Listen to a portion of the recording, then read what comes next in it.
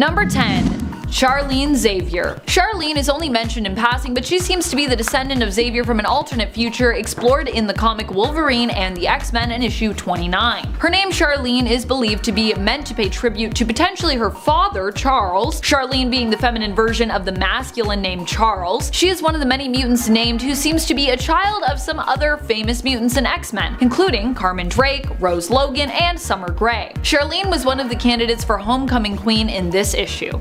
Number 9. Takeo Sasaki. Sasaki appears in the Marvel Anime alternate universe of Earth 101001. He is the son of Charles Xavier and Yui Sasaki. Takeo was shielded by a device his mother created, which helped to prevent others from being alerted to his mutant presence. She attempted to find a cure for her son's powerful reality warping abilities, but was unable to do so before the Hellfire Club found Takeo and attempted to use his powers to take control. Takeo proved too powerful, however, and lost control of his powers and then killed those who attempted to manipulate him. In the end, he was defeated by his father Professor X, with his body turning to light and fading away. Number 8. Alana Naramani. Alana Naramani is the tyrant who rules the futuristic planet Earth in the year 2018, as seen in the comic Team X-2000. In this alternate reality, she is the daughter of Lilandra and Charles Xavier. A powerful telepath and inspiring but heartless leader, she led an attack on her own mother and father, killing them. Following that, she took over, commanding the populace to pay tribute to her and acknowledge her as their one true ruler. In the end, the last resistance group was an underground group of mutants and rebels referred to as the Morlocks,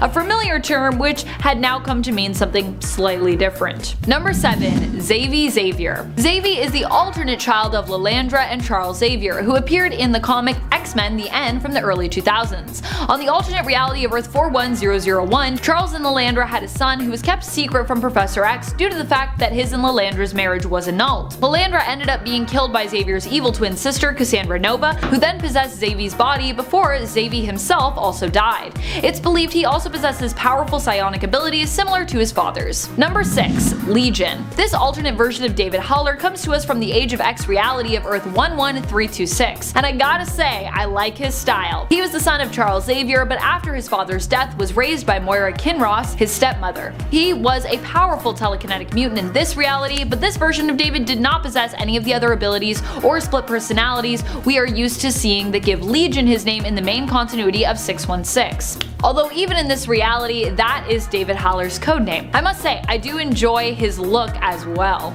I like that mohawk, I like those pants, looks like a fighter to me. Number 5. David Xavier. David Xavier is an alternate version of Proteus who belonged to the Ultimate Universe of Earth 1610. This version of Proteus was not the son of Joseph and Moira McTaggart, but instead was the son of Charles Xavier and Moira in this reality. His powers manifested shortly after Professor X abandoned his family to join Magneto in founding the Brotherhood of Mutants. David's mutant abilities were extremely powerful, but using them also depleted his life energy and destroyed his body, meaning he was forced to hop from host to host. For the first little while, Moira was able to prevent this happening by keeping him sedated, but eventually David escaped his mother's care. David possessed Wolverine while attempting to get back at his father for abandoning him and for what he felt was a lack of affection, thinking this was an ideal body for his spirit due to Wolverine's healing factor. In the end, David found himself forced out of this body and jumped to Betsy Braddock's body, tormenting his father before Colossus eventually killed him and Betsy's physical form. Number 4. Charles Xavier II. The Charles Xavier II most of us know is actually from the alternate Earth of 13729. Charles is the son of Mystique and Professor X here, although there also exists a version of him in the Earth 616 continuity. Or there was anyway, until that baby version of him was erased when Matthew Malloy was removed from existence, altering the entire timeline. In the reality where Charles Xavier II still lives, he rebelled against the current X-Men team, who he believed had become a disgrace to his father's memory.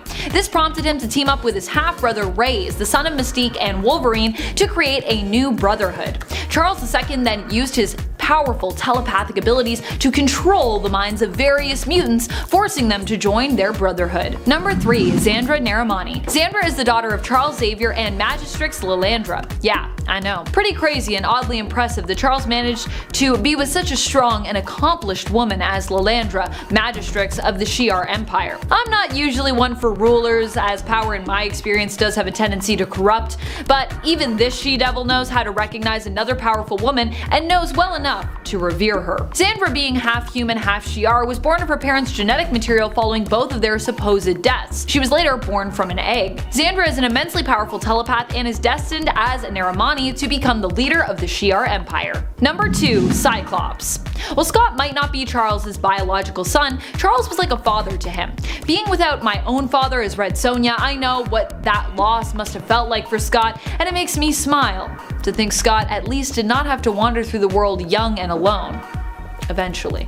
Because he was alone for a while. Except for Mr. Sinister. I don't think you want to be alone with Mr. Sinister though.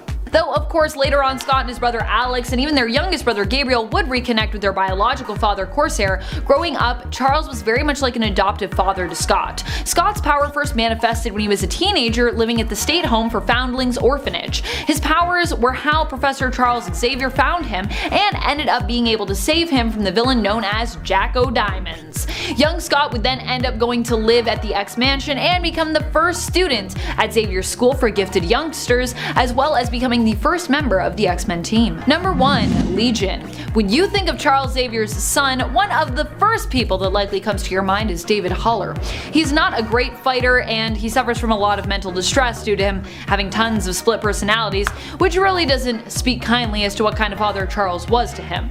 Legion is known for his many personalities, each of which possesses their own unique mutant power. His personalities often take hold of him and control him. At one point his father attempted to help Legion by erasing these other personalities, but that didn't end great as David's mind rebelled against this treatment. Although it did initially seem to be helping, Legion is often known for being a villain because he is so tormented and lashes out as a result. Legion is the son of Charles Xavier and Gabrielle Haller, a Holocaust survivor who was under Charles's care, and during that time the two fell in love. Number 9. Wolverine. I really wanted to put Laura Kinney higher up on this list because, well, I love her so much, but unfortunately the psionics are just always pushing some of my favorite and most powerful characters further down on these lists. Those psionics. Oh well. Laura Kinney as X-23 and now Wolverine is still one of the most powerful children of the X-Men around. Some argue that she is more clone, while others argue that she is more biological offspring of Logan, but in reality she's kind of a bit of both. She was created as a female clone of Wolverine after his genetic material was combined with that of her creator, scientist Sarah Kinney. Sarah noticed that there were damage spots basically in the samples of Logan's genetic material that they had, which was why their cloning process had been unsuccessful up to this point. And so she used her own genetic material to patch those rough spots, which made Laura a female clone. Sarah was forced to carry Laura to term as a surrogate by her jealous colleague Xander Rice, as punishment for even creating the female clone to begin with, a strategy that admittedly had not been approved. Laura has powers similar to her father. She has a regenerative healing factor and was also trained from birth to be a skilled fighter, bodyguard, and assassin. And friends, before we move on to this next spot, if you are loving this list and you want to learn about more children of the X-Men, there are a lot out there in the multiverse. Be sure to let us know by giving this video a thumbs up. Number 8. Chimera. Chimera is the daughter of Storm and likely Black Panther, who hails from the alternate reality of 13729. Yeah, sadly Storm and T'Challa have never had a child together in the main continuity. I know, it's a bit of a bummer. Unless they had like a real secret child that we just don't know about yet, but I doubt it. Chimera seems to have inherited the powers of her mother, but also shares a connection to the Earth, which allows her to draw on and harness its energy. She is also a skilled tracker and can communicate telepathically with animals. I'd also assume, as she's the daughter of Storm, that she's a skilled combatant as well. As while Storm is more well known for her goddess status and weather manipulation powers, she is also an extremely skilled fighter. And if she's Black Panther's daughter, then she should definitely be a skilled fighter. I mean, you got two amazing parents that are both amazing fighters, so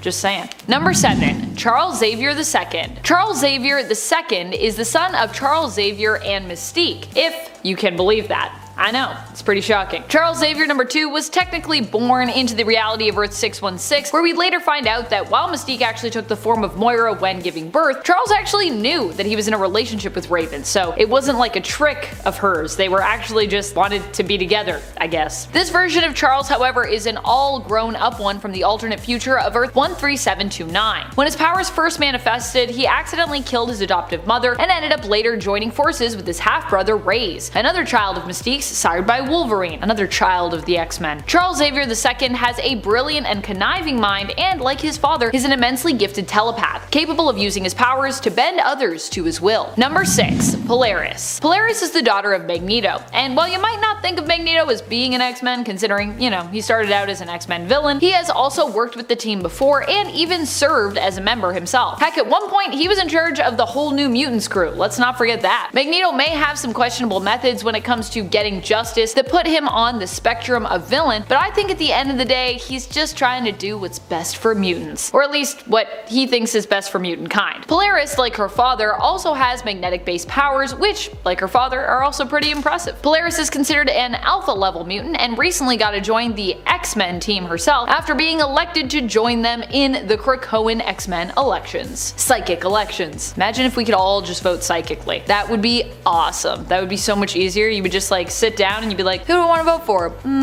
Done. Number 5. Cable. Cable is the son of Scott Summers, aka Cyclops, non-X member Madeline Pryor, who later becomes the villain known as the Goblin Queen, and another X-Man's, Jean Grey, who kind of becomes like an adoptive mother but who also possesses Madeline's memories of raising baby Christopher. Because comics. Cable is Nathan Christopher Charles Summers, often referred to as just Nathan Summers or really just Cable, although back in the day we did know him as Baby Christopher. Cable as a baby was kidnapped by Apocalypse and infected with the techno-organic virus. This is the only thing that makes him weak-ish, but really he is still amazingly strong as he can even fend off that virus, containing it to one side of his body using his psionic powers. That in and of itself is pretty impressive as the techno-organic virus is generally known for being, well, unstoppable. Even with his psionic powers mainly preoccupied, Cable is still a hard one to beat, as he has so many combatant-based skills that he brings to the table, and he is also an experienced time traveler besides.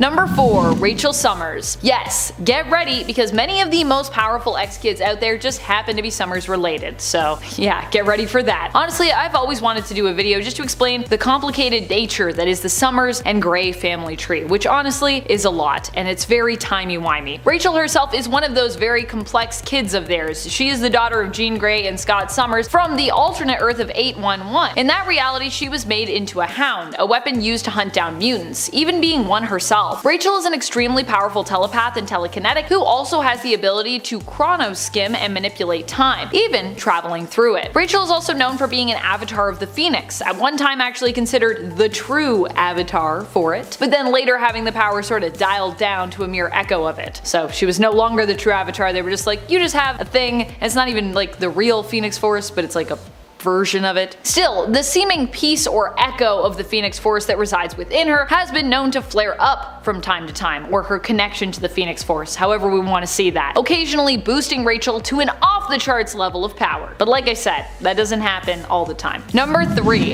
Hope Summers. Hope is the adopted daughter of Cable, who was originally known as the Mutant Messiah Baby. Cable saved Hope from Bishop, who basically wanted to destroy her. In Bishop's reality, the Mutant Messiah would end up causing the event that led to the oppression and persecution of mutants. However, in Cable's reality, the Mutant Messiah would grow up to become a savior, so you can see why these two were opposed on this topic. For the X-Men of Earth 616, the Mutant Messiah was the first new mutant to have been born since basically M-Day, and so she brought hope to the mutants of the 616 reality. Cable body slided with Hope to another time to raise her in safety. He would end up naming Hope after her adoptive mother, his love who died, Hope, and she got the Summers name from Cable himself. But although she looks a lot like Jean, she actually has no biological relation to the Summers or the Grey families, at least not that we know of. Hope's mutant abilities allow her to copy the powers of anyone within a certain range. Hope also gains access to these powers without struggling at all to use them, receiving them basically at their peak level and with the auto knowledge basically of how to use them. So if you're like, oh, she's gotta like figure it out, no, she's just like instant god mode with those powers basically. Number 2. Scarlet Witch. Wanda is known for being one of the most powerful beings in the Marvel Universe. She has used her powers to completely warp reality the world over, and her chaos magic has pulled off other immensely world-changing feats, such as flipping the alignment of all major heroes and villains in the comics during the events of Axis. Initially, her chaos magic powers were believed to be somewhat mutant in origin. In fact, they were kind of presented initially as like Jinx-like mystical mutant abilities during her first appearances. However, we've since learned that both Wanda and her superpowered brother Pietro, aka Quicksilver, were never really mutants at all, nor were they related to Magneto. However, they still spent a good amount of their life around Magneto, who secretly believed them to be his children, and then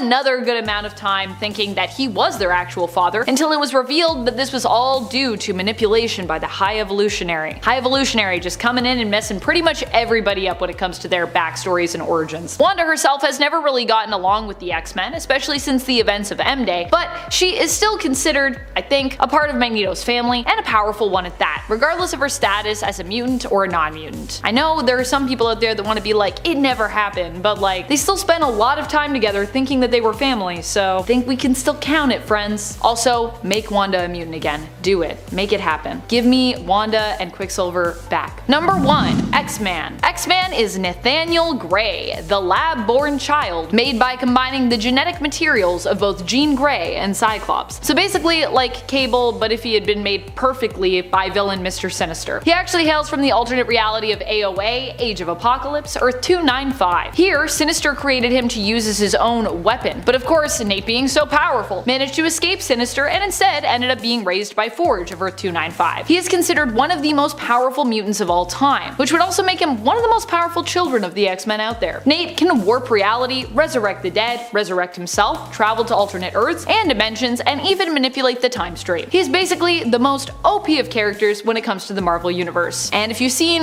artwork of him, you will probably recognize him as someone who looks like Mutant Jesus, which yes, he is god level, so that is the point. Number 10. Sisters. The Sisters were a group of clones that Gabrielle Kinney was a part of. Altogether, including Gabby, there were 10 of them. They were created by Alchemax using samples of DNA from both Logan and Sarah Kinney, Laura aka X-23's mother. They were each known as a new numbered clone for X-23. Zelda was the oldest and the leader. With the sisters, the elders usually protected the younger clones, with Gabby being one of the youngest and often receiving the most protection from the other sisters. Alchemax intended to create them to be used as bodyguards, but they eventually escaped and sought to get revenge on their captors, running into Laura Kinney, who was Wolverine at the time, and who initially questioned their motives. Number 9. Fire Knives. On part 1 of this list, we talked about some of the mongrels, but there was someone that we did not mention. Fire Knives is a daughter of Wolverine. We don't know much about her, not knowing her true name or the name of her mother or who exactly her mother was. What we do know is that Daken recruited her to join a team known as the Mongrels, whose name was likely inspired by the name Daken had taken, which means mongrel in Japanese, a cruel name that his adopted parents' servants referred to him by, due to his mixed appearance. The Mongrels were a group used against Wolverine by the organization known as the Red Right Hand, all of whose members had a vendetta against him.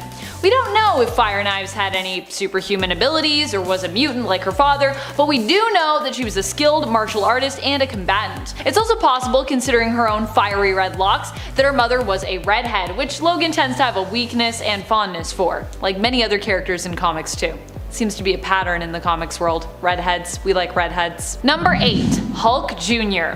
This is the child that Old Man Logan adopted after defeating the Banner clan, who in turn had killed Logan's family after they got tired of waiting for him to return with the rent money. When Logan of Earth 807128 had discovered they had killed his family, he went into a rage, killing everyone except for little Hulk Jr., the original Hulk, Bruce Banner's favorite and newest member of the gang. Baby Bruce was then adopted by Old Man Logan, joining him on his adventures, with Logan vowing to raise him as his own son and teach him how to be a hero. Number 7. Scotty and Jade.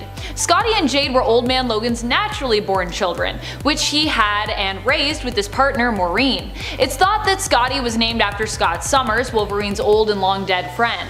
Both his son and daughter, as well as Maureen, were of course murdered in Logan's absence when he went on that mission to acquire enough money to pay rent to the Hulk gang.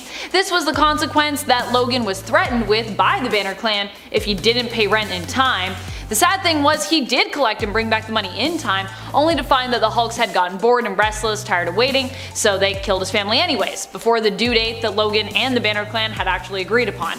Pretty tragic. Number 6. Kuan. Kuan is Wolverine's young clone who is from the alternate Earth of 13119. He first appeared in the Savage Wolverine series, where we were both introduced to him and also watched him die. What's rare in comparison to the reality of Earth 616 is that Kuan was a male clone, whereas many of the Wolverine clones we've seen have been female. He was sent after Logan to help retrieve, or potentially kill and retrieve, his body for a mysterious organization that is never revealed. Instead, the two of them end up teaming up. Number 5. Brian and Mari. Brian and Mari Logan are the children of both Mariko and Wolverine from Earth 1298. This is an alternate reality where Xavier would end up becoming the new Shadow King, and as such the X-Men would be led instead by their co-founder in this reality, Magneto. Here, Havoc is also the only surviving member of the Summers family. We first see Mari and Brian in the Mutant X series, where they are kidnapped by Sabretooth and later have to be saved by their father. Number 4. Wild Thing. Wild Thing is Rena Logan, the daughter of Wolverine and of Elektra from the alternate Earth of 982. The reality of Earth 982 has the Age of Heroes, the big boom of superheroic activity on Earth, happening 15 years earlier in comparison to the main continuity of Earth 616, meaning a lot of our heroes from the main continuity in this reality are retired or simply older now. Such is the case for Rena's parents. Rena is a high schooler when we meet her who is trying to balance the lifestyle of being a hero with that of being a teenager. Her abilities are similar to her father's, but instead of bone claws, she has psychic claws. She is also an insanely skilled martial artist, having been trained by both her father and her mother, so not someone you want to mess with. Number 3. Torrent. Kendall Logan is the amazingly cool daughter of Wolverine and Storm from the alternate Earth of 9811. Reality 9811 gives us an alternate world where the heroes and villains that Beyonder transported to Battle World during Secret Wars never left. Torrent was one of the heroic children who assembled to battle the children of the villains. Torrent has her father's healing factor and her mother's abilities to control the weather. She can also fly, like Storm. Number 2. Kirika Yashida. From the Age of Apocalypse alternate Earth of 295, we have the daughter that Mariko, Yashida, and Wolverine never got to have in the main continuity reality verse 616, Kirika Yashida. So many alternate Mariko and Wolverine children, I love it. Mariko and Logan, aka Weapon X, took different sides following the rise of Apocalypse. Weapon X joined Apocalypse and the side of mutants, while Mariko allied herself with the Human High Council. As such, Kirika was somehow lost and I don't know, she became the prisoner of Mr. Sinister somehow. She was later retrieved from his labs after Apocalypse's defeat, where she had been labeled as X-23. Kirika has claws like her father and seems to have his superhuman senses as well. Number 1. Ray's Darkholme. Ray's is the son of Wolverine and Mystique from the alternate reality of Earth 13729. This alternate timeline saw an alternate Wolverine become headmaster of the Jean Grey School for Higher Learning. It is also the home to a new brotherhood of evil mutants led by Charles's and Mystique's son, Charles Xavier II, and his half-brother Ray's. Ray's first appeared impersonating Kitty Pryde in X-Men Battle of the Atom issue number 1 in order to get closer to Wolverine so that he could take him out. We also learned that Ray's killed his mother, whom he then took the place of. He has both the combined powers of Wolverine and Mystique, and is even believed to be a more powerful and skilled shapeshifter than his mother. Wow. Number 10. Reine Duren. Reine Duren, which sounds kinda like Duran Duran but isn't, is Logan's daughter from an alternate universe. Her mother was a sorceress known as Sylvie Darkness, and she grew up in a family with a strong lineage of magic users. She herself has both a healing factor and magical abilities, which allow her to open portals. Her bone claws seem to also be imbued with mystical energy as they glow. Reine made her first full appearance in 2019's Marvel Comics Presents issue number 5. Number 9. Shadow Stalker. Are you ready for the Mongrels? Cause they are coming! Coming for Wolverine's head, that is. The Mongrels were a group of Wolverine's children who all kinda had a personal vendetta against him, many of them being abandoned by him. They were convinced by Dawkins to become a group known as the Mongrels, who were trained by the Red Right Hand to become assassins and to take on Wolverine. Shadow Stalker was one member of the Mongrels who didn't even get a name. We also don't know who her mother was, but she had a very interesting look when it came to her costume, sporting a weird mask with flail-like hair tendrils, like a flail ponytail. Pony flails. Cannonfoot. Cannonfoot was another mongrel. Once again, we do not know his name or the name of his mother, but Dawkins also found him and brought him into the fold. His abilities we know to be closer to Wolverine's, giving him an animal-like instinct, superhuman strength, speed, and agility. He also appears to have claws on his toes and fingers, similar to Sabretooth. Sophist. All we think we know is that Sophist is likely Mexican. He is also a member of the Mongrels. Once again, we do not know his mother's name or his name. We know that he wears a luchador mask and enjoys shouting out battle cries in Spanish though. He often fought with a chainsaw strapped to his arm, hence his mantle of Sophist. Gunhawk. Gunhawk became the leader of the mongrels. He actually got a name, and so did his mother. Yay! His name is William Downing, and his mother was Dolores Downing. She is believed to be a Canadian woman, though the story of her and Logan's relationship still remains pretty unknown.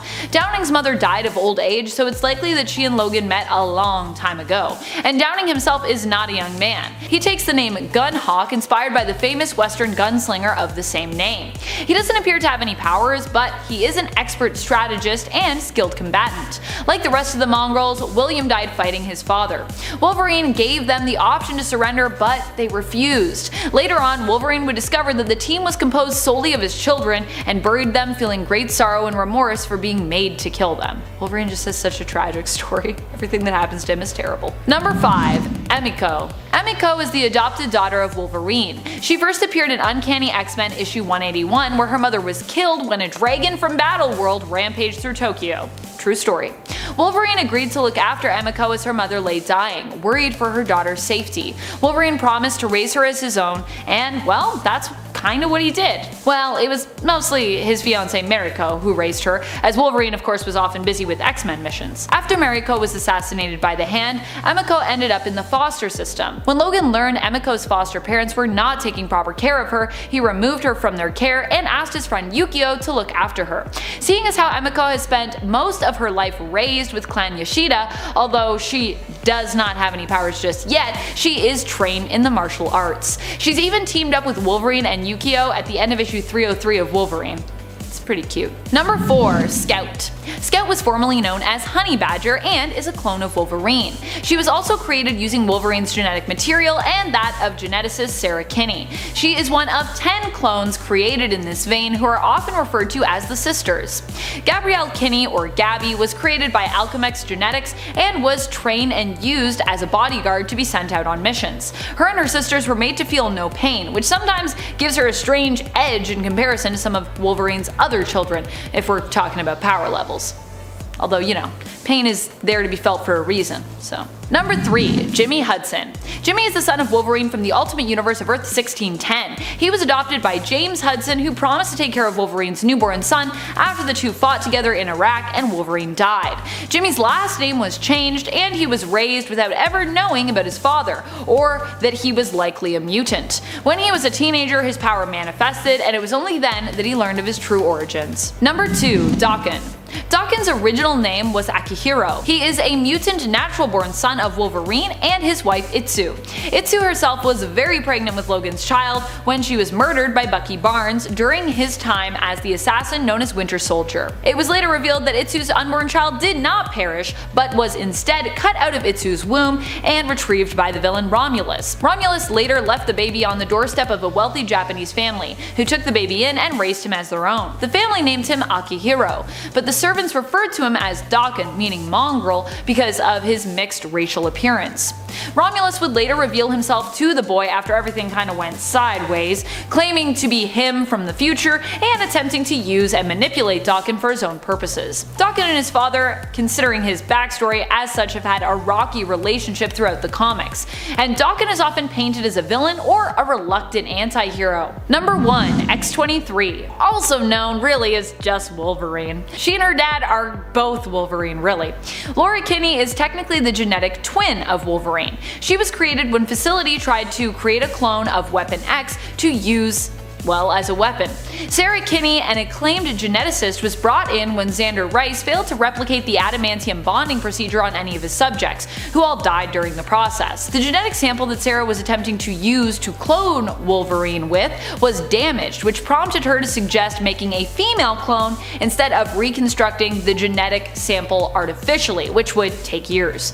When Dr. Sutter and Xander Rice refused to agree with Kinney that this was the best way to proceed, she rebelled and decided to go against their wishes, moving forward with her version of the project. In the end, she was forced into being the surrogate mother for baby Laura and regretted her earlier views of seeing this being as only a weapon instead of the true miracle of life that it was. Laura would grow up to be X-23 and would eventually escape the facility and track down her genetic father, Wolverine. Number 10. Kristoff and Kadira Von Doom. Kristoff and Kira Von Doom are the children of Storm and Dr. Doom. They come from the novel series X-Men: The Chaos Engine, which is actually a trilogy wherein we explore what would happen if 3 great villains took control of the Marvel Universe, creating their own version of a perfect world using the Cosmic Cube. It starts off with Doom's variation on this world. In this reality, Dr. Doom has made Storm his wife, and she rules by his side as his Empress. The union of these powerful characters produces 2 children, Kristoff and Kira. We can assume, of course, being the children of both Doom and Storm, that they would be physically, mentally, and demonstrably powerful when it came to their abilities, especially being raised by these 2 powerhouses. Also, if I wasn't clear about this is an alternate reality, so if you're like, when did this happen? It is not main continuity. And friends, before we move on to this next spot, if you are loving this list and you want more children of the X-Men, they have a lot of kids if we, surf through the multiverse, so we could do it for you. If you want that part 3, be sure to let us know by giving this video a thumbs up. Number 9. Nocturne. Nocturne is the daughter of Nightcrawler and Scarlet Witch. Obviously, not from the main continuity. In fact, Talia Wagner is known for being a part of a multiversal hero team, the Exiles. Nocturne is from the alternate reality of Earth 2182. In fact, back on her home reality, which first appeared in Millennial Visions, Talia is also known as a member of the X-Men team, fighting alongside her father, Nightcrawler, who is actually their field leader. She is a low-level telepath with incredible superhuman agility skills, the ability to wall crawl, and the ability to fire powerful brimstone hex energy bolts, something inherited from both her father and her mother. Nocturne's physical appearance is also similar to her father's, a bit demonic looking, and of course, blue. All my blue X-Men. Top 10 blue X-Men. Actually, I feel like there's a lot of X-Men that are blue. Or mutants that are blue, maybe? There's a lot of blue mutants, for sure. I don't know about X-Men team members. Number 8. Jimmy Hudson. Jimmy Hudson is the son of Wolverine from the ultimate reality of Earth 1610. His powers are similar to his father's, but in this reality they're believed to work a little bit differently. As opposed to just being insane healing powers, Jimmy's power set in this universe as a mutant is believed to be based more in survival. So these powers aren't necessarily just about healing, but survival instincts and capability, meaning that Jimmy is just much better at surviving and evolving to survive than anyone else alive on the planet. And I mean that because in this reality, Wolverine eventually dies, so really Jimmy is the only one left alive who's really good at surviving. Jimmy Hudson has also been bonded to a poison before and gained control of his poison, which are basically alien-like beings resembling symbiotes in look and abilities, but ultimately a different alien race themselves, called poisons. So yeah. Jimmy is the son of Wolverine and Magneto's wife, Magda Lencher, although Wolverine urges him through a letter when the truth of his connection to Jimmy is revealed that he actually shouldn't focus too much on, who his biological parents are. Jimmy was raised by adoptive parents. His dad actually served with Logan in the war and agreed to look after Jimmy in his father's place, even giving the young boy his own family name. Hudson. Number 7. Esme. Esme is one of the main Stepford Cuckoos. Well, I mean, I guess they're all pretty main, but you know what I mean. She's probably one of the most well-known if we're talking offhand about how many of the Cuckoos you can name. Esme and the other Cuckoos are basically like the children of Emma Frost, although as I've said before, not children that she had consensually. And I didn't say that before in this list, but if you've heard me talk about the Stepford Cuckoos and their relation to Emma, yeah. Instead, these were lab babies basically made from Emma's eggs that were stolen from Emma while she was in a comatose state. Esme, like the other Cuckoos, is kind of like a genetic clone as well as a child of Emma's, and Emma actually does consider the Cuckoos to be like her daughters. She treats them as though they were her own flesh and blood, and often her own responsibility, kinda stepping in to like play mom sometimes, although she does give them freedom to make their own mistakes. I guess what I mean is Emma isn't known for being like a controlling kind of parent. She's like, I'm here when you need me, otherwise you do you. More recently in the comics, Esme, known for her diamond form and powerful telepathic abilities, teamed up and primarily dated young Cable. Well, technically all the Cuckoos were dating him at one point, though I would say Esme was basically the main squeeze of young Cable, and the sister that he was most taken by while he was dating all of them. And if you're like, whoa, how did that happen? The Stepford Cuckoos, they share things because they're kind of like a hive mind. So they're like, we'll just all date this person. It's cool. Also Krakoa. Everyone's dating everyone.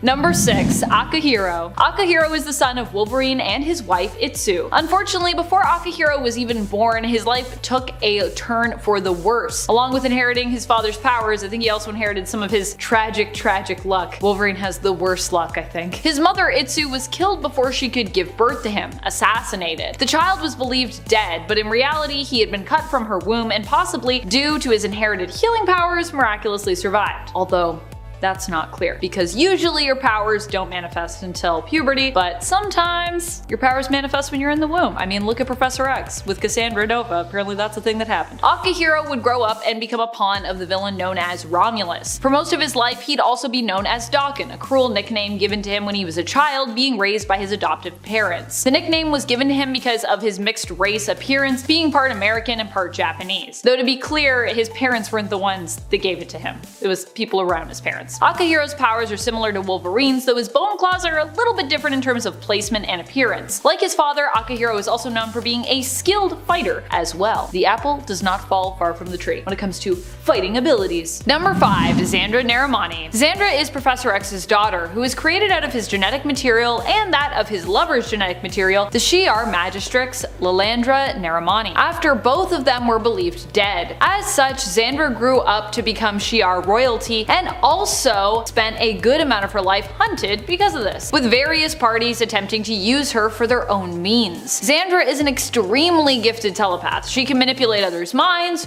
read minds, and can create hyper-realistic telepathic illusions. Number 4. Ruby Summers. She was the X-offspring used in our oh-so-clickable thumb for the part 1 to this list, and although she was on my extended list for that part 1, my long brainstorm that I came up with, I didn't get around to talking about her because I kind of reached a point where there were too many Summers children on that list, and I was like, I don't want to make this a top 10 children of Cyclops. We got that list, and also that's not what this list is. What can I say? Sykes got strong genes. That's why Mr. Sinister is so obsessed after all and is known as the #1 fan of the Summers Club. Scott Summers is Ruby's dad in the alternate reality she hails from, and Emma Frost is her mother. This makes Ruby fairly powerful, not at the level of Hope or X-Man, but still pretty impressive. She's also super cool looking, which is an added bonus. Ruby hails from the alternate Earth of 1191, the home reality of famous X-Men ally Bishop. Ruby is also capable of emitting optic blasts like her dad and his brothers, but she has more control over when and how she emits these blasts, unlike her dad who's like, I literally need a visor. Ruby also comes with her Ruby form, which like her mother's Diamond form, grants her invulnerability and pretty much immortality. Number 3. Olivier Raven. Olivier Raven is legally known as Olivier LeBeau and is one of the alternate reality children of Gambit and Rogue. Honestly, I feel like there are not enough of these kids out in the multiverse. I don't know if that's just me. For a couple as famous as Gambit and Rogue, I mean, you would think that we'd have a lot more kids from them, at least through the multiverse. Though admittedly, I'm not quite sure that Rogue and Gambit are really the kid having type, at least from what I've seen in the main continuity. They seem pretty content with just having their fur babies right now. So maybe they just aren't super into having kids as a family. Olivier hails from the reality of Earth 41001, the reality of Gen Next, a group Ollie is part of. He has powers similar to his mother's, except he has better control over them and is able to choose when and how much power, life energy, and memories he absorbs via physical contact, or doesn't absorb in cases where he just, wants to make physical contact without using his powers. He can also absorb powers on a more permanent level, although he has less control it seems over when this happens. Like his father, he also seems to have some charm-based powers. Either that, or he's just charming. Number 2. Proteus. Proteus is the son of Moira McTaggart, who before I would count more as like an ex-ally, but with recent revelations we can definitely consider her a member in the same way we might consider someone like Charles Xavier. It turns out that Moira herself was a mutant this whole time, possessing unique reincarnation powers. She has also been known for being a leader and teacher of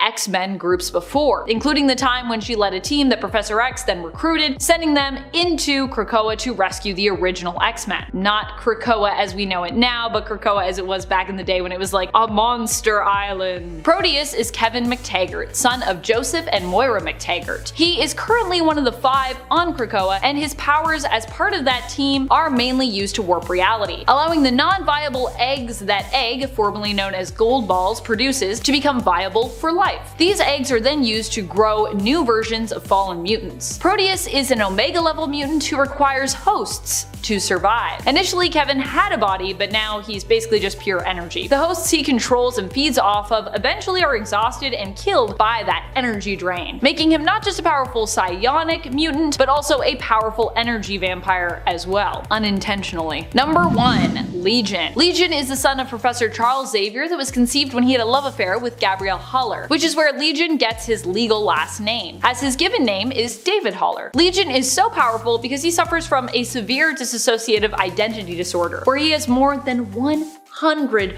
personas residing within him. Each persona has a number, many of names, and they each have their own specific power set that show up whenever they take over. Because of this, there is almost nothing that Legion isn't capable of. He can manipulate matter and time. We've seen him time travel and completely warp reality as a result of his possible abilities. He also has some pretty powerful hair, which I gotta say, I'm happy that he still rocks even now in the current modern day comics. He's still got that sweet hair. So tall. Number 10. X-Baby. This alternate baby comes to us from the short stories that make up X-Millennial Visions 2000. Here in the story titled Bringing Up Baby, we learn of a son that Jean and Scott both have together in this alternate future. The story shares a conversation the two have, an argument regarding Jean being pregnant. She wants to keep the baby, Scott is contemplating them not having the baby, considering all the problems that then could arise from that. What if something happened? What if he just isn't ready? He's scared, and considering his track record with this kind of situation, I can't say I blame him. Jean keeps pressing though. What if their child has superpowers and can defend themselves? Look at Reed Richards and Sue Storm. They are both heroes and parents. It could work. The next page shows a picture of their son that I guess they agreed to have, who seems to have his father's eyes and his mother's telekinetic powers even as a baby. Their parents look on, slightly amazed and terrified. I feel like raising a super baby would be really hard. Also, where did they get those X-Men brand diapers? Number 9. Summers Twins. The Summers Twins are the children of Emma Frost and Scott Summers. They have a bit of a Cuckoo's vibe to them, but also have darker eyes and freckles than the Cuckoos, resembling Emma a little less and Scott a little more. They have psionic powers which allow them to create solid psionic objects similar to Psylocke's weapons. In the reality of Earth 41001, which they originate from, they are not the only children of Emma and Scott either. Their mother is very protective of both of them, as well as all of her and Scott's children. In this reality, Scott and Emma are actually married. Number 8. STRYFE. STRYFE is the evil clone of Cable, who is the biological offspring of Scott Summers and Madeline Pryor. He was created to be a fail-safe child should the young baby Nathan die, succumbing to the techno-organic virus that plagued him. Creating this clone who would grow up to become STRYFE was the decision of Mother Ascani, who knew of baby Nathan's prophesied importance. STRYFE was also brought into the world with the same techno-organic virus that plagued his twin, but as Clan Ascani were present for his entire growth cycle, they were able to actually minimize the infection, reducing the risk of it becoming lethal. Both children ended up surviving, but shortly after, Apocalypse busted in and the Ascani were only able to save one of the two babies. The baby they saved was actually the true son of Scott, Nathan Summers. Apocalypse thought he had captured baby Cable, but he'd actually retrieved his clone, STRYFE, instead. STRYFE as such was raised by Apocalypse to become his powerful weapon and potentially become the perfect body for Apocalypse to transfer himself into in the future. He was also pretty much raised to be evil, so yeah. Number 7. Megan Summers. Megan Summers is the telepathic daughter of both Scott Summers and Emma Frost. She is from the reality of Earth 41001, where they are married. She is the older sister to the Summers twins we talked about earlier, and her youngest sibling Alex, named after the deceased Uncle Alex, aka Havoc. She also studied at the Xavier Institute and was training to become a hero like her parents before her. Number 6. Ruby Summers. Ruby Summers is the daughter of Scott Summers and Emma Frost, and comes from the alternate reality that is also the home reality of Bishop, Earth 1191. Ruby ended up being named by Layla Miller herself, who suggested the name to both her parents. Her mother in this reality is dead, but Scott is still alive, although he is part cyborg in this alternate future reality. Ruby also becomes motivated by Layla to continue the dream of the X-Men and fight for mutant freedom. Her powers are similar to her father's, but she has full control over her optic blasts. She can shapeshift into her Ruby form, which is similar to her mother's Diamond form, and while in this form she does not age, nor does she require food or water to survive. Number 5. Nate Gray. Nate Gray is the son of Scott and Jean, who is raised by Forge, who basically became his foster father. Scott and Jean never really knew of their relation to Nate when he was born, as he was created by Mr. Sinister to be the perfect psionic mutant. Sinister created him using the genetic material of both Jean Grey and Scott Summers. Mr. Sinister just has all that genetic material. Nate did end up becoming the perfect psionic mutant and is known for being one of the most powerful mutants around. At one point he was even seen as being a mutant Jesus, being known for a time by the mantle of the Second Coming. He has been shown using his powers to heal and even resurrect people on occasion, as well as warp reality. He also is believed to be a potential avatar of the Phoenix Force due to his ties to Jean Grey and his immense power. Nate also has a telepathic link to his alternate reality brother, Nathan Summers. Number 4. Mother Ascani. Mother Ascani is Rachel Summers, but from an alternate timeline. Although Rachel has been explained in the comics as being unique when it comes to kind of her alternates. She doesn't so much have alternate versions of herself, more that there are like different aspects of herself scattered throughout various realities and time, but Rachel is kind of always Rachel. She's both all there is and then kind of so much more than that. It's confusing, but it's also what makes her cool. This version of Rachel came into her own state of being after she sacrificed herself to save Captain Britain. Becoming lost in the time stream, she ended up in an alternate future in the 37th century where Apocalypse had taken over the planet 100 years prior. She developed the clan Ascani and would be the one to give the order for Sister Ascani to help save the prophesied Messiah referred to as Ascani's son or Dayspring, which would end up being her alternate timeline brother, Nathan Summers. So many alternate timeline siblings. Hard to keep track of all this traveling through time and alternate realities. Number 3. Young Cable. Who is this young kid? I thought Cable was an old grizzled man like we saw in Deadpool 2. If that's what you're thinking, well, you're not wrong, but also you kinda are wrong. There are in essence sorta 2 Cables, but there's only one Nathan Summers. Sort of. I mean, it's complicated. Basically, young Cable is old Cable, but from his own past. Young Cable, however, killed himself, older Cable, and in essence replaced him in the comics. While he's technically the same character just from his own past, he's also kind of a very different person as he's at a different stage in his life. In essence, Cable closed his own time loop when he killed himself, which a lot of people hated as they figured, how would Cable not see that coming? And also, they miss old Cable. But of course, all of that confusion was explained. In essence, old Cable knew it was coming, but he also knew because of his past that it kinda had to happen, so yeah. Confusing. Anyways, young Cable is the current main Cable in the Dawn of X line, who is basically a loudmouth, gun-obsessed, cocky kid who loves a good fight, especially if he gets to protect innocent people along the way, or it makes him look badass in front of the ladies. He has dated a bunch of younger mutants already in the comics, but is currently in a relationship with all 5 of the Cuckoos, much to Emma Frost's displeasure. Just watching you, young Cable. Number 2. Rachel Summers. Rachel has got to be one of the most confusing of the Summers children, and I say that fully acknowledging all the confusing stuff that we just talked about, including the stuff with Cable. While there is the version of Rachel Summers that became Mother Ascani, there is also multiple other versions of her besides, especially as her splitting into separate entities is literally a part of sort of Mother Ascani's story. Anyways, this Rachel Summers is from the alternate Earth of 811, and for most people is considered the Rachel Summers, the main one.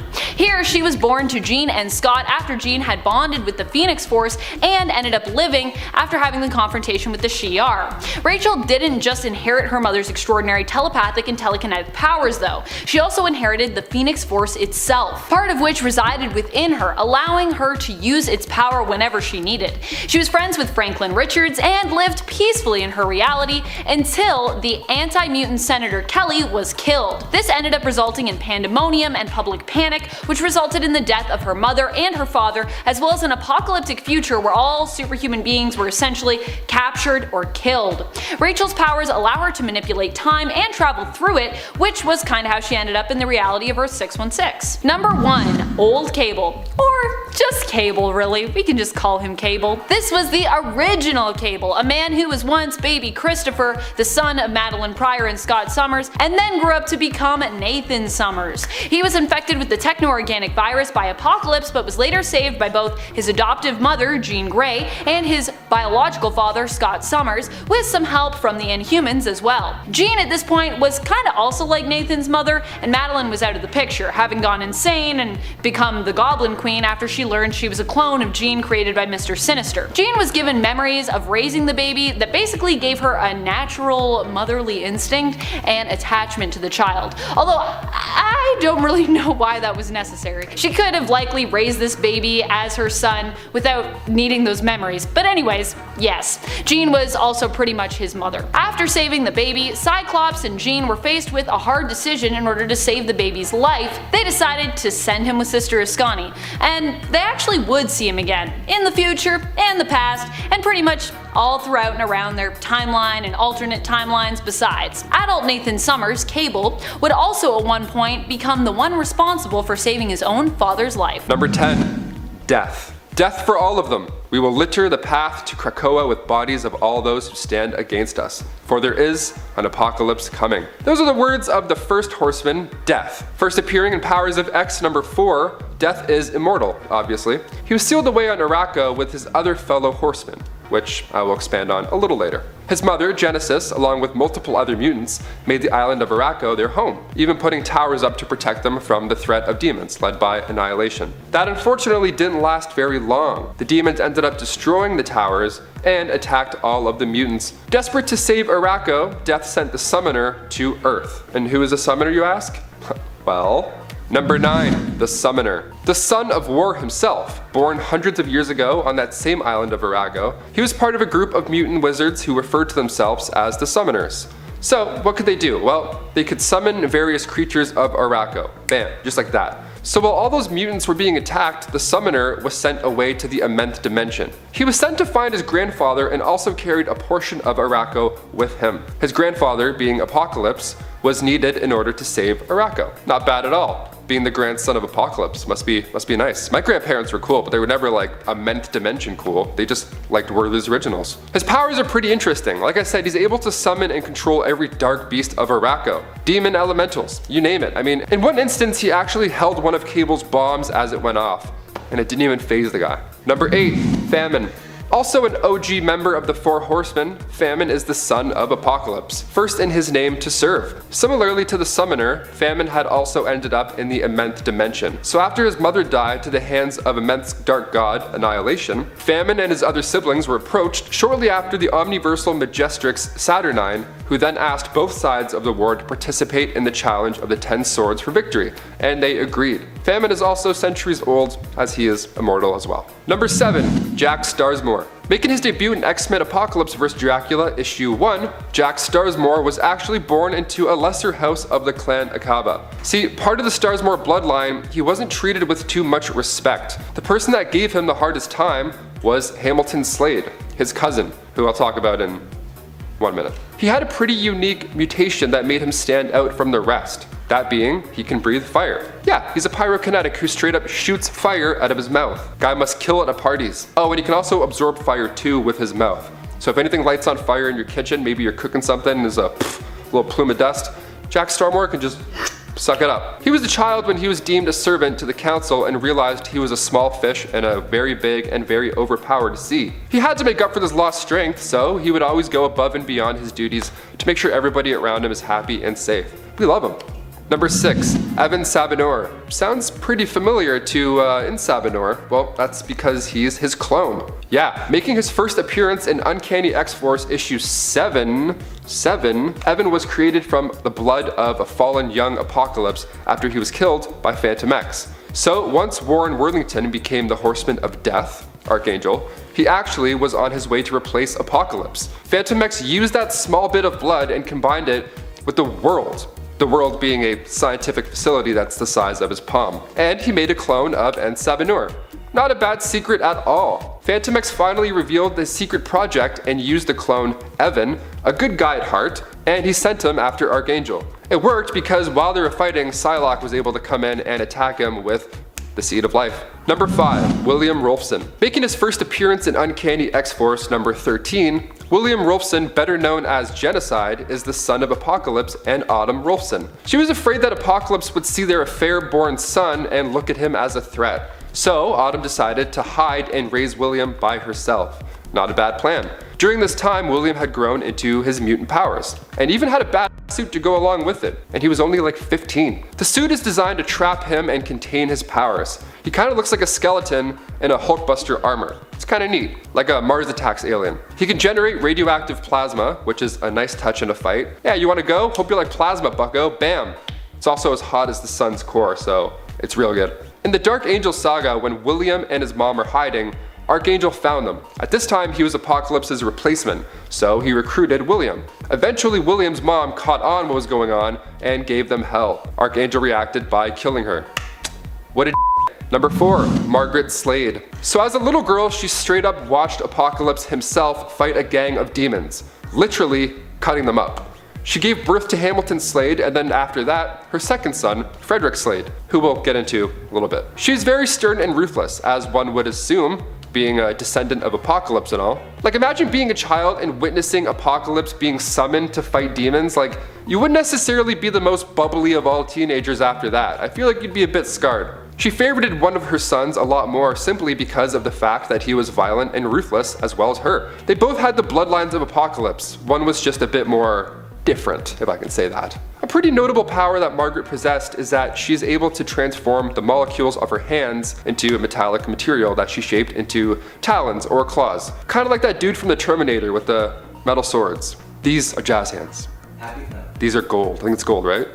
These are gold. These are jazz hands. One of the two. Go watch Bring It On. Number 3, Frederick Slade. Born as the second child of Margaret Slade, making his first appearance in X-Men Apocalypse vs. Dracula issue 2, he's in the bloodline of Apocalypse, and he's too cool not to include. Born in the 18th century, his family was part of the main branch of Clan Akaba. So basically, he was a second born and was physically smaller, so he didn't really get too much attention from his mom. Middle child syndrome, kinda. Pretty mean. She was actually using her time and energy to mold Hamilton Slade. The family was pretty wealthy and spent most of their time in the Alexandria house, aka the cool treehouse meeting place for Clan Akaba. So Frederick, growing up more or less under the radar, that is until Ozymandias came along and saw new potential in him. Ozymandias spent his time watching the members of Clan Akaba as they betray each other and even kill each other just to get closer to Apocalypse. But Frederick Slade, he was a different egg. Ozymandias saw courage, fairness, and compassion inside of Frederick, so he trained him to become the leader of Akaba, and to be donned the title of the Fittest. What a great nickname that would be, like, oh Frederick, oh you mean Frederick the Fittest? Yeah, I know him, he's my boss. So now he's a descendant of Apocalypse, so he of course has a few tricks up his sleeve. Self-molecular manipulation for starters, which most upper level members of Clan Akaba possess. Also teleportation, but this one is unique to him. Not only can he teleport himself, but he can also teleport objects or people. It makes a cool blink sound when he teleports too. Gotta love the small details. Number 2, Hamilton Slade. Okay, remember that older brother, Frederick, that I mentioned? Yeah, that's Hamilton Slade. He made his first appearance in X-Men Apocalypse vs. Dracula, issue 1. He's a vampire mutant, so no wonder he got all the attention while Frederick sat on the sidelines. He's also got this cool, like, big clan tattoo right on his chest. Dude's not playing around. We meet him in the Victorian era, born into that same wealthy family. He was born inheriting a strong dose of Apocalypse's blood, so naturally, he was destined to become the leader. It's in his blood, literally. He looked at himself as he would Apocalypse. This guy's a born leader. The members of the clan had to take orders from him if they wanted to or not. He ended up dying at the hands of Dracula, which not a bad way to go out, or not go out. Yeah, he became part of the undead after that and returned as a vampire. As if this guy couldn't get any cooler. So Dracula and his new crew, now including Hamilton Slade, attacked Clan Akaba, killing his own mother in the meantime. And then little bro Frederick Slade came in and killed him. Yeah, he teleported his head away from the rest of his body. Nice touch, super gross. And lastly, number 1, Blink. The great granddaughter of Margaret Slade, also known as Clarice Ferguson, hello Clarice, was a main player in the Age of Apocalypse storyline. Making her first debut in Uncanny X-Men issue 317, she was one of the many mutants that were captured by the Phalanx. She's known to be rather tense and panicky because of her given powers. Anybody caught in the Blink wave, which is her teleportation field, would just get shredded. Now I don't mean like get jacked, like they would get shredded apart, their body just poof, gone. She isn't the best at controlling her powers too. And those powers being able to create teleportation warp portals, so she can displace anything and anybody as well. But she also used these portals to throw a weapon back at an enemy. Kind of like in Infinity War during the first New York battle, when Strange and Wong used their portals to throw Ebony Maw's brick darts back at him. It's pretty cool stuff. She joined the mutant nation of Krakoa and battled Nightcrawler, which is a pretty sweet issue.